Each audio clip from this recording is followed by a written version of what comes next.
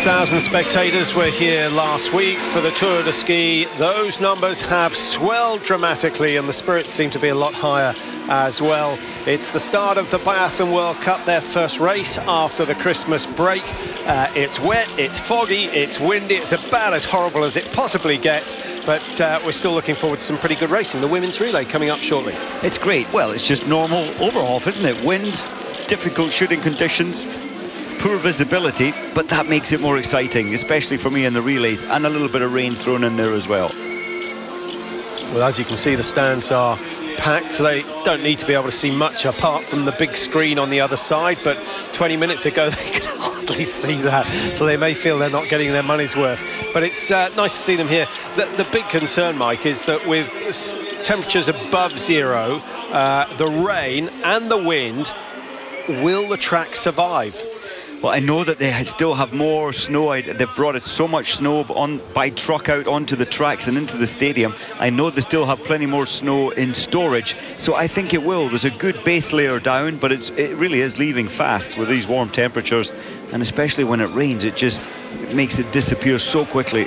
Yeah, well, for once, you'd certainly want to have been drawn to take the first leg, because they're going to get easy work compared to those who have to plough around this course on the final leg. Teams of four, of course, for the women's relay. That's something that's changed over the years. All the teams now deemed strong enough to field a team of four. Norway, I guess they're wearing bib number 1, so maybe that makes them the favourites. That's because they won the first of the relays in Hogfilsen. Ukraine, bib 2. Russia, the Olympic champions, bib 3. And the world champions, Germany, in bib number 4, but without Neuner. Henkel's not 100%. She's got a bit of a cold, so she's not racing today, and she doesn't think she's going to race in the sprint either. That's a big blow to her. And my money this evening is on the French.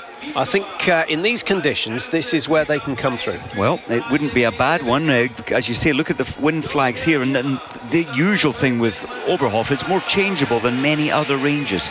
And in different parts of the range, it's very variable to another part of the shooting range. These are the spare weapons which each team has, and which only rarely are needed. But the spare rifle, and each athlete has it, or the numbers of adjustments on the sights to suit them.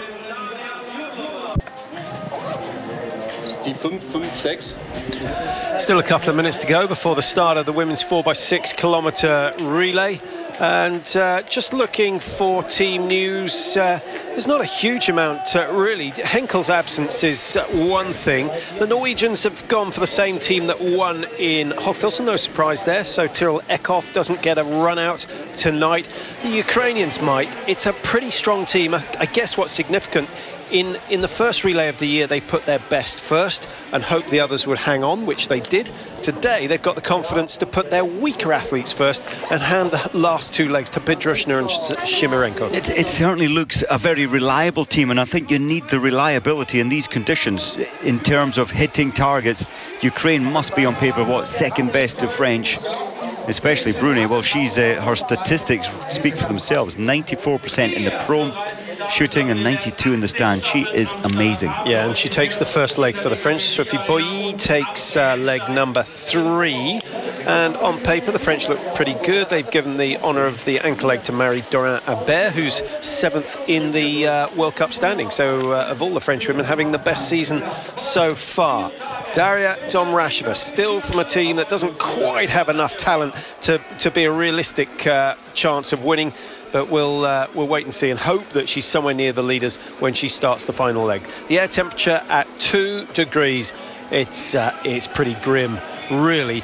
But every time we come to Oberhof, we get something different. There's the course, a couple of steep corners, and then the climb back up into the stadium that's well lined with spectators. So they'll get a little bit of help up there. And the distance of each lap, of course, just 2 kilometres, 3 times round to make up the 6, and the 2 shoots as well. Just noticing total climb, Patrick, as all the teams are there. There's only 200 metres total climb within their each athlete's 6 kilometres. One of the easier courses, really, on the World Cup relay calendar.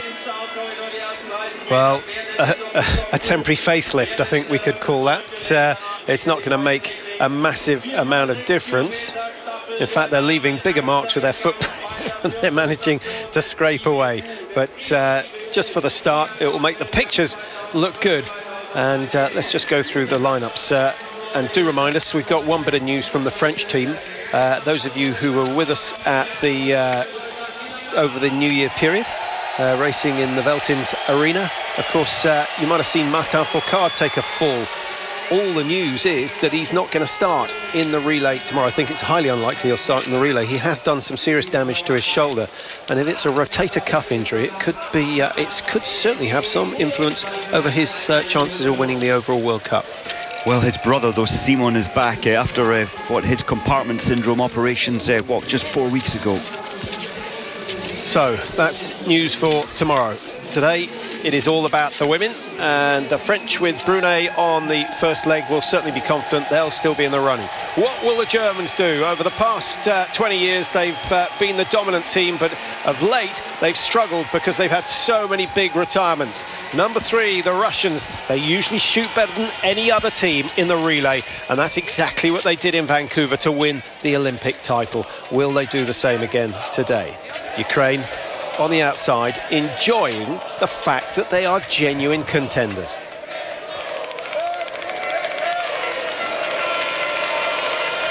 Norway number 1, Hilda Fenner, taking their first leg.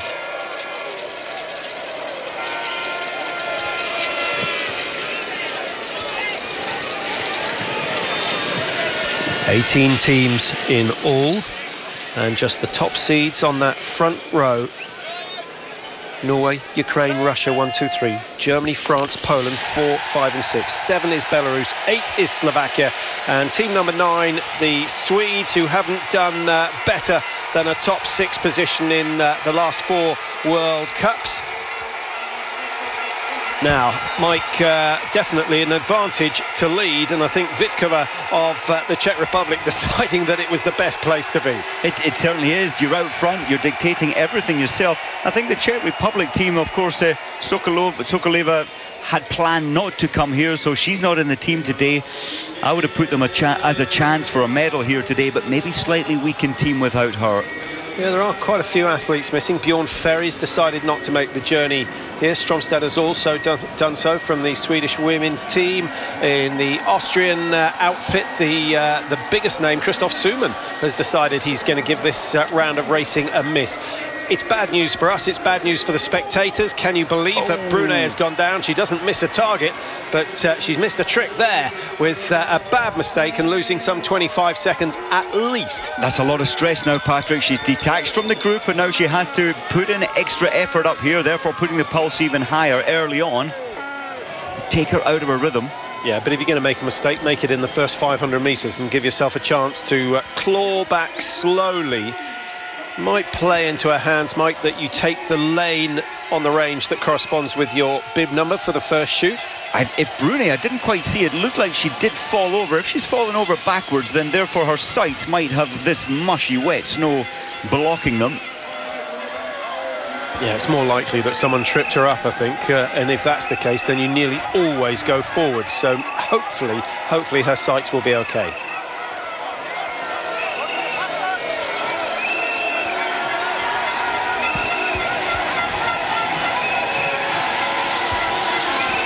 Well, some very good skiing from the Swiss coming through in the early stages.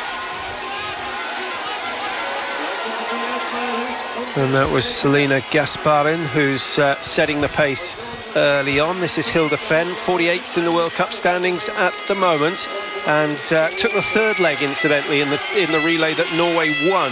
So the Norwegians have switched 1 and 3 around. That means that Fanehorn is now on leg 3, and Tora Berger taking leg number 4. Well, this is worrying for the French team. Look way in the far distance. That's Brunet. She's going to be somewhat 15, maybe 20 seconds behind. And now it's a real case of her having to put herself under more pressure to try and close this gap. Yeah, and she's getting the softest snow of everyone on the steep uphill climbs. Is she doing the right thing, just sticking at the back, Mike? Or my own feeling is that it's too much effort to try and work your way through the field at this stage. I think she just needs to keep the pressure on, keep her pace strong so that she's not going to be detached any further. Look at the gaps here already in this group. Well, from this initially early group after just 3 minutes. I know that the technical delegate Robert Svalin at the meeting last night, he was asked if they're going to salt the course, therefore making the snow, well, dry it up, get the crystal sharper. I'm not sure they've done that. It certainly doesn't look like it. The saving grace, I guess. That's a lovely shot. Hilda Fenner looking very, very focused, should we say, on her attempt to get round the corner. I think you have to bear in mind, we see when you watch alpine skiing on the TV, it makes cross-country downhill look slow, but you have to bear in mind that the boot is only attached to the ski by the smallest little binding. Just the first sort of, 3 centimetres of the boot has control, and then, of course, you're so much more reliant on your balance. You don't have metal edges, you don't have a side cut in the ski, so you can't carve a turn. And it's all about feel and quite a lot of nerve involved. Oh, it's a huge balancing act, and you can see as the athletes, as they press or get the pressure through the edge of the ski, the boot is totally detached through the heel, just presses onto a little plate to give it the stability.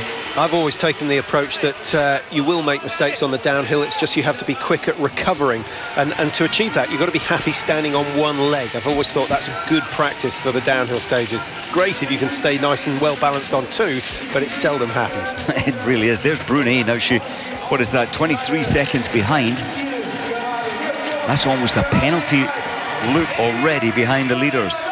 But don't forget 3 spare rounds in the relay to clear the 5 targets. So 8 rounds available for each shoot. But the time taken to load each of the spare rounds manually is somewhere between 7 and 10 seconds. The colder it is, the longer it takes. But today, at +2 degrees, it's absolutely fine. It's quite interesting, actually. We talk about cold temperatures affecting your fingers, but sometimes when the gloves get as wet as they are today, I know a lot of the athletes took a second pair out after they zeroed their weapons, but that's when your fingers become the worst, and trying to manipulate the spare bullets into the chamber, it might cause a little problem today. Yeah, that's good to say. Good point. Good point. We'll have to see how that turns out. Each of them carrying the spare rounds in different places. You've got a magazine that only takes 5 rounds, so you can't sneakily put them in there. But athletes, some have them attached to a clip that goes on the back of the magazine, some put them on the stock. That's right, mostly now they're in the stock and horizontally so that you can grab them quickly. So you just lean the rifle over, grab the spare bullet and place it. Bolt has to come back, obviously, to exit the spent bullet or round, and then you hand feed the next one forward. And the head of the bullet is only 5.2 millimeters wide, so you have to get that into the chamber. And if you drop one in the snow, do you have to retrieve that one, or can you take another one out of the stock? You can take another one, so you're only allowed to use 3. And if you have a problem, you can't find it, or there's any other issues, you put your hand up and a range official should come forward to ask your issue and should have another spare round for you.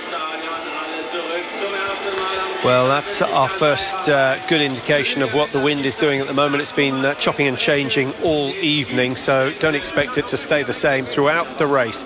Remember, they go into the lane that corresponds with the bid number, but only for this first shoot. And so Norway in lane 1, Ukraine slow to take the position in 2, Russia is slightly behind times as well, Glazarina preparing to go into lane 3, Germany 4 with Bachmann, France 5 with Brunet, who is now coming into the range, and the Swiss with Gasparin flying through that first set of targets, and away they go. So a brilliant start from Switzerland, maybe inspired by Dario Colonia, who's doing so well on the Tour de Ski. Germany clear 5, Norway no mistakes, that's unusual for them in the first shoot of a